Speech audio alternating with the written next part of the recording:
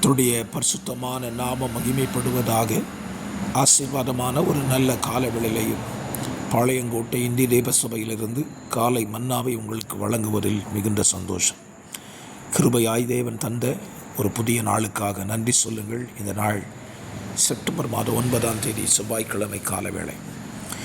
இந்த காலவேளையிலையும் ரூத்தின் புஸ்தகம் 4ஆம் அதிகாரத்தை தியானத்திற்காக வாசியுங்கள். தியானித்து கர்த்தருடைய வார்த்தையிலே பலப்படுத்தப்படுங்கள்.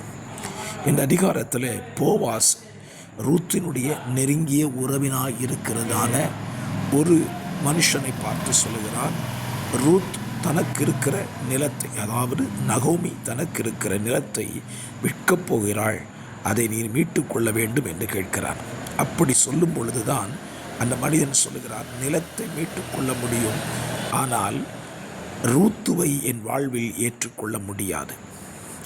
மீட்டு கொள்ளப்படுவதில் எந்த அளவுக்கு வேல்யூ இருக்கும் பாருங்க. அன்றைக்கு நகோமியின் நிலத்தை மீட்டு கொள்ளக்கூடியவர்கள் 2 பேர் இருந்தார்கள். ஆனால் நகோமியோடு கூட வந்த ரூத்தை மீட்டு கொள்ள ஒருவர் மாத்திரம்தான் இருந்தார். அவர்தான் போவாஸ். அதே போலதான் நம்முடைய வாழ்க்கையில் இந்த உலகத்தின் காரியங்களை நமக்கு கொடுக்க உலகத்தில் பிசாசால் முடியும். ஆனால் நம்மை இந்த உலகத்திலிருந்தும் பாவத்திலிருந்தும் மீட்டு கொள்ளக்கூடிய ஒரே ஒருவர் நம்முடைய இரட்சகராகிய இயேசு மாத்திரம்தான். அவரே நம்மை இந்த உலகத்தில் நின்றும், உலகத்தின் அடிமைத்தனத்தில் நின்றும், பாவத்திலிருந்தும் சாபத்திலிருந்தும் நம்மை மீட்டு கொள்ளக்கூடிய நம்முடைய இரட்சகராய் இருக்கிறார். ஆகவே இந்த காலவேளையிலே போவாஸை மீட்டு கொள்ளும்படி, ரூத்துவை மீட்டு கொள்ளும்படி போவாஸ் எப்படி மனம் உவந்து அதை மீட்டு கொண்டானோ, அதுபோலவே நம்முடைய வாழ்க்கையிலையும் நம்மை மீட்டு கொண்டிருக்கிற நம்முடைய இரட்சகருக்கு மனதார நன்றி சொல்லுவோம். மனதார நன்றி சொல்ல கடமைப்பட்டிருக்கிறோம். பல நேரத்தில் சத்துரு சொல்லுவான், உன்னை மீட்கிறதுக்கு யாருமே இல்லை, உன்னை மீட்க வேண்டுமானால் என்னை தவிர வேறு ஒருவர் இல்லை என்று சொல்லுவான். ஆனால் இந்த காலவெளியிலே நான் உங்களுக்கு ஒரு சத்தியத்தை சொல்கிறேன். உங்களையும் என்னையும் மீட்டு கொள்ளக்கூடிய ஒரு நபர், சத்துருவின் கிரியைகளை அழித்து ஜெயமெடுத்த இரட்சகராகிய தேவன் நம்முடைய மத்தியில் இருக்கிறார்.